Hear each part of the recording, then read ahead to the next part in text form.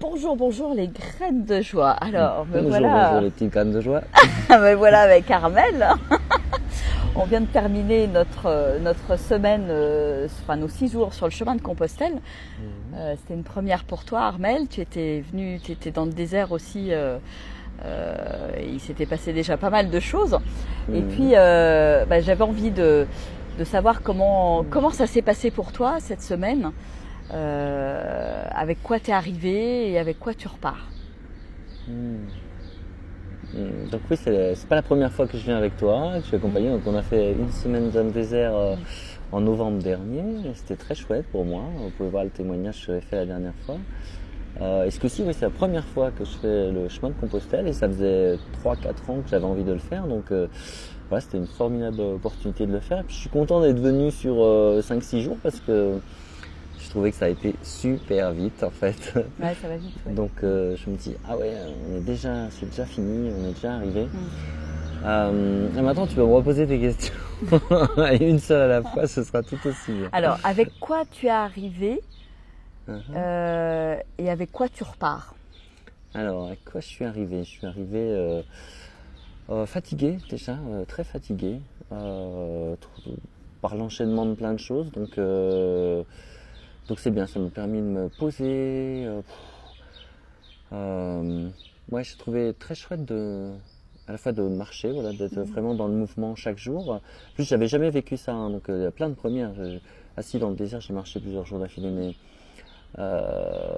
c'était vraiment une découverte du chemin, à la fois, ouais, de se poser, de marcher, de lâcher la tête.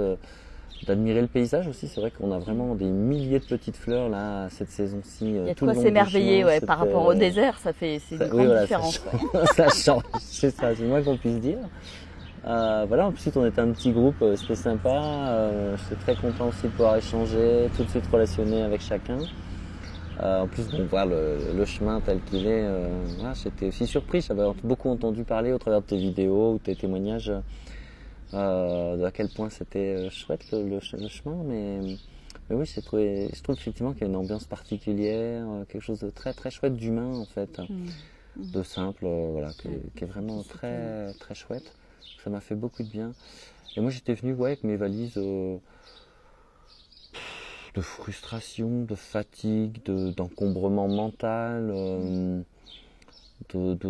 presque de manque de joie de vivre d'une certaine façon, un peu d'être aussi retombé dans plein de travers depuis le désert, là, puisque je pense qu'il y a plein de choses que j'avais réalisées la première fois dans le désert, et là ça m'a fait beaucoup de bien en fait de refaire une deuxième fois. Ça fait une piqûre de rappel. Une piqûre de rappel. Et même une des conclusions, ce avec quoi je repars, c'est de me dire que faudrait que je le fasse plus souvent, que j'en fasse d'autres. Parce que ouais, c'est vrai que c'est étonnant à quelle vitesse j'oublie les choses. Il y a des choses qui sont rentrées dans mon quotidien, des rituels, des choses comme ça. Chouette, donc la salutation au soleil, une routine de Donna Eden, mais par contre je vois aussi qu'il y a des choses sur lesquelles j'ai fait l'impasse, des choses comme méditer en tant que tel ou ne rien faire, ou ce qui est autour de la respiration en tant que tel, par exemple la cohérence cardiaque, je m'étais fixé ça comme truc, mais souvent je le fais pas, donc là je me suis refixé des objectifs là-dessus, donc je repars avec des objectifs, voilà, de dégommer des croyances comme on l'avait fait la dernière fois, donc là des croyances qui sont plus actuelles maintenant pour moi, que j'ai envie de remettre en cause et de remplacer. De mettre en place ce qui est autour de ne rien faire 5 minutes par jour et comment dire, et cette cohérence cardiaque, pourquoi? Parce que ça touche beaucoup à la respiration et les deux grands endroits où j'ai du mal, c'est la respiration, méditer. C'est ces trucs face à mon agitation personnelle, intérieure, c'est ce qui est le plus difficile à supporter, je dirais, donc à mettre en œuvre. Ouais, aller là où c'est plus difficile, évidemment, c'est entre guillemets, c'est ce dont on a le plus besoin quelque part. Sûrement, ouais. Puis de réussir à voir le bénéfice, autant les rituels, là, les routines, j'ai réussi à en voir le bénéfice. Maintenant, c'est bon, c'est intégré. Bon, j'ai la chance, voilà, de te voir souvent, donc c'est vrai que de devoir faire. Voilà, d'être entraîné à un moment, voilà, de le faire à plusieurs aussi, voilà, au début ça donne l'élan qu'il faut, et puis maintenant je le fais, voilà, c'est vrai que quand je suis tout seul tranquille, ou quand je me lève à 5h du mat et que voilà, je vais tout de suite faire mon petit rituel comme ça, j'embête pas les autres et puis je me mets avec moi-même en route. Et alors les grandes choses avec lesquelles... quelles ont été tes grandes prises de conscience cette semaine ou voilà les nouveaux déclics en fait, peut-être que tu as eu cette semaine? Prise de conscience. Je dirais une que j'avais déjà eue la dernière fois, c'est une histoire de choix, quoi. Hein, qu'il y a un endroit, il faut choisir entre est-ce que j'emmerde l'autre avec tout ce qui se passe dans ma tête et est-ce que je viens vider mes poubelles dans son jardin ou est-ce que je tourne 7 fois ma langue dans ma bouche, je me dis bon, est-ce que c'est vraiment ça l'intention profonde que je nourris avec l'autre, qui généralement est celle du lien, hein, de créer du lien avec l'autre, et est-ce que ce que je m'apprête à faire, que je m'apprête à dire, ça joue dans le bon sens ou pas, et la plupart du temps c'est non, quoi. Moi personnellement ce qui arrive est plus de l'ordre du réactionnel et du coup vient plus encombrer la relation, foutre le bordel, critiquer, blâmer, voilà, pas être constructif finalement. Et voilà, alors des fois j'arrive et de plus en plus déjà je les vois, je vois à quel point t'en es conscient, à quel point je peux foutre le bordel, je peux faire des reproches à l'autre, je peux finalement exprimer plus ma frustration que quelque chose de constructif. De temps en temps, sur certaines choses, maintenant, je vois aussi que, ok, je fais l'effort de bien y réfléchir et de le poser de façon constructive pour pas atteindre l'autre, même si finalement, l'autre va quand même le prendre comme un reproche, hein, des fois. Bon. Mais voilà, tout ce travail qui est difficile pour moi de le garder à l'intérieur. Ma stratégie à moi, ça a été tout le temps de mettre à l'extérieur finalement ce qui va pas. Je suis plutôt du genre à mettre tout dehors et puis débrouillez-vous. Donc c'est d'essayer de faire ce travail à l'intérieur en me disant bon, l'autre a un miroir, ça me concerne, s'il y a un truc qui va passer pour ma pomme, donc c'est bien à moi de faire quelque chose. De gérer le truc et de voir qu'est-ce que je fais avec ça et comment je l'accueille. Après une autre prise de conscience peut-être, c'est sur la partie exploration du corps. Bon, moi j'utilise la régulation émotionnelle d'une certaine façon et toi tu proposes une autre approche sur l'exploration du corps. Et de voir, voilà, surtout avec Marie-Jo, ce qui est arrivé, qui était très chouette, qui rejoint en fait ce que je fais aussi, mais d'une autre façon, on me dit tiens, c'est intéressant aussi, investiguer en quoi moi je peux aussi investiguer cet espace-là, le voir, et notamment de moi à moi aussi, hein, soit avec ton aide, soit avec l'aide d'autres gens, soit pour d'autres gens, soit de moi à moi tout simplement. Je me dis tiens, de temps en temps, est-ce que je peux explorer cette part qui exploite peut-être plus le symbolique que ce que je fais dans la vie courante. Ça aussi, je me dis, tiens, c'est vrai qu'il y a une dimension là qui est peut-être intéressante. En tout cas, ça m'a donné envie d'explorer davantage ça. Oui, d'être finalement plus à l'écoute du corps, en fait, c'est ça? D'écoute différemment, en fait. Moi, je le fais au travers d'une vision bien, à travers vraiment que de l'écoute des sensations, pas forcément de la partie symbolique, qui peut s'y accrocher, et des messages qui peuvent forcément venir avec, quoi. Donc l'objectif est un peu différent, mais voilà, pourquoi pas utiliser les deux. Je sais pas, pas d'autres. Par rapport à, à un moment donné, on a parlé des attentes. Ah, les attentes.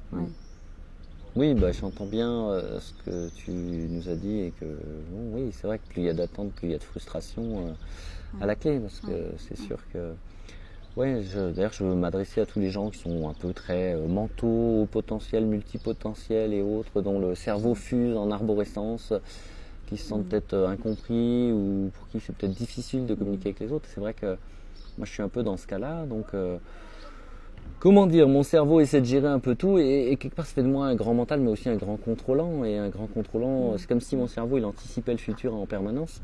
Je suis pas tant coincé dans le passé de ce qui va pas que dans le futur en fait. Je lâche vite, j'ai pas trop de rancune sur ce qui se passe avant.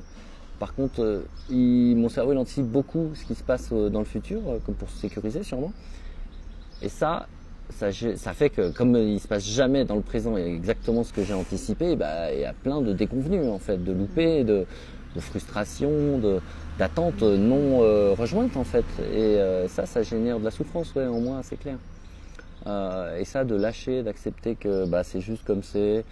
Alors le chemin est très bien pour ça, hein. Je trouve que moi c'est un peu étrange pour moi. Virginie a dit le matin on fera ça, on part à telle heure, finalement on part loin de cette heure-là. On s'en fait arriver à telle heure, pas du tout. On fera plutôt ça, non, on fait tout à fait autre chose. C'est un vrai travail pour les personnes qui quand on est beaucoup dans on veut contrôler, planifier, etc.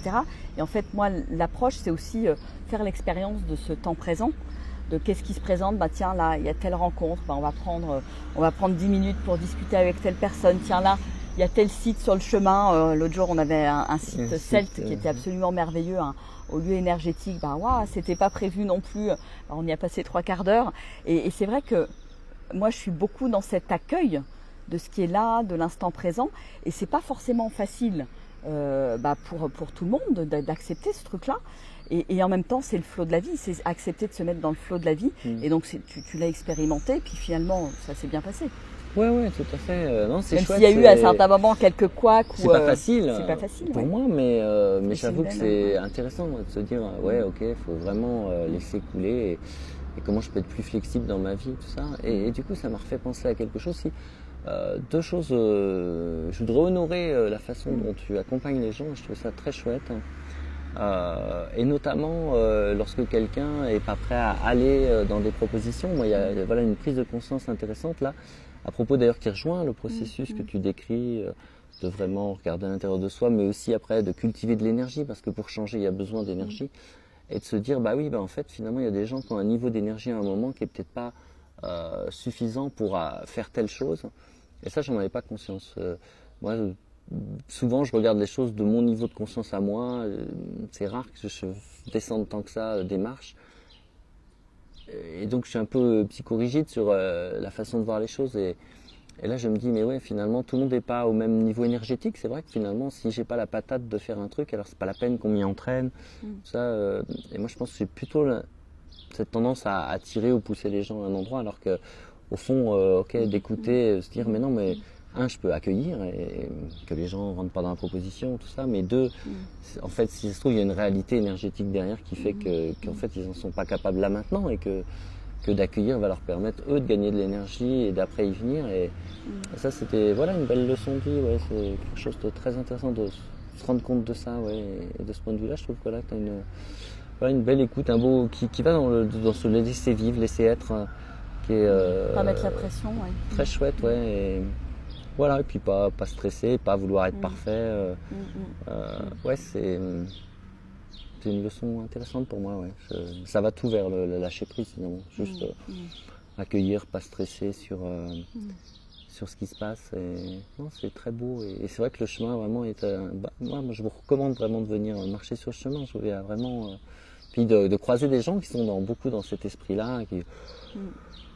Voilà, on a l'impression qu'ici la vie est très différente. On ralentit. Voilà, déjà. on ralentit. Puis bon, voilà, peut-être que beaucoup de gens aussi sont venus là après des épreuves difficiles, ou en tout cas ils sont là pour lâcher quelque chose aussi. Et au fur et à mesure des kilomètres, on pourrait dire qu'on lâche des morceaux d'armure, des choses. Ouais.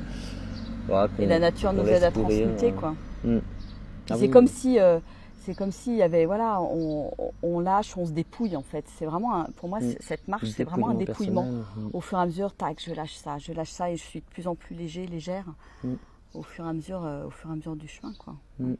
Ouais, et c'est vrai que de travailler en nature, d'œuvrer en nature, de libérer des choses dans la nature, je trouve aussi que c'était très très chouette. Et là, en plus, on a eu la chance, je trouve, notamment au travers de l'exploration du corps, d'avoir des croisements là à plusieurs. On était vraiment en soutien et vraiment des choses à la fois en miroir de résonance, mais aussi vraiment l'impression d'un soutien énergétique de la part des autres et de sentir qu'il se passe des choses pour tout le monde, que c'est un peu transpersonnel, c'est pas forcément directement sur notre problématique non plus.